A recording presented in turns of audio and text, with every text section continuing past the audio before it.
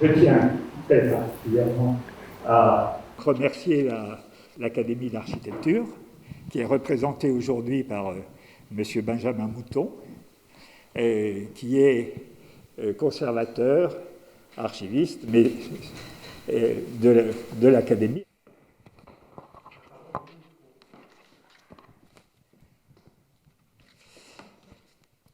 Bienvenue ici à l'Académie d'architecture. Ici, vous êtes en terre d'humanisme en quelque sorte, et je vous accueille avec grand plaisir pour ça. Merci d'avoir choisi l'Académie.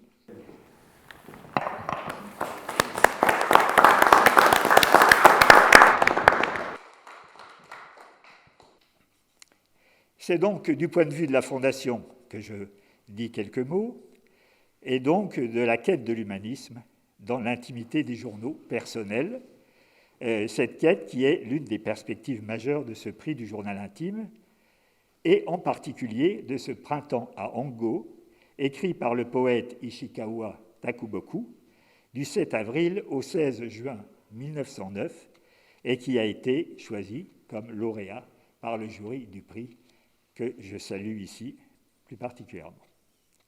Et la lecture du journal de Takuboku nous met de plein pied dans une relation directe avec son auteur. La phrase est débarrassée de tout ornement.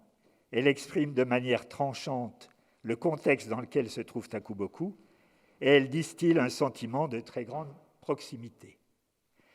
On saisit ainsi le refus de l'auteur de l'idéalisme rêverie de la littérature japonaise du passé au profit de la reconstruction d'un idéalisme sans illusion, mais qui aide à vivre.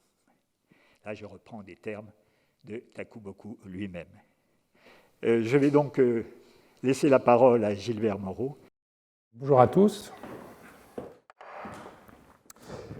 L'année 2020 fut marquée par la crise sanitaire qui a perturbé grandement notre quotidien.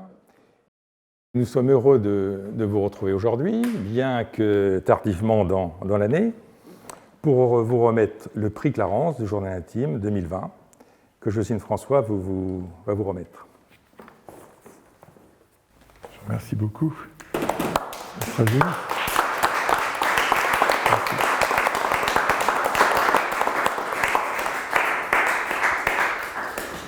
Bonjour à tous. Je suis très, très heureux de recevoir pour les éditions Orphéen ce prix. Nous ne sommes pas familiers des prix car les prix sont souvent quelque chose de très, très compliqué et nous travaillons depuis 1915 que j'ai créé les éditions et on ne peut pas tout faire. À force de fréquenter l'œuvre de Takuboku depuis 1979, j'ai acquis quelques connaissances du sujet. Et donc je voudrais vous dire comme cet auteur est particulier. Les Japonais l'appellent le Rimbaud japonais. Et ça dit quelque chose peut-être de la relation qu'il a avec la littérature de son pays et aussi avec le public. Avec la littérature de son pays, comme Rimbaud, il amène une rupture. Merci beaucoup d'avoir honoré en France Takuboku, qui reste peu connu, mais qui a, je peux vous le dire, de nombreux admirateurs parmi les lecteurs. Quand on l'a lu, on le reprend, c'est un livre de chevet. Et nous ne publions que des livres de chevet. Et voilà. Merci au jury, merci à la Fondation. Nous sommes très heureux et j'exprime là le sentiment aussi du traducteur et du préfacier. Et nous continuerons de publier Ishikawa Takuboku.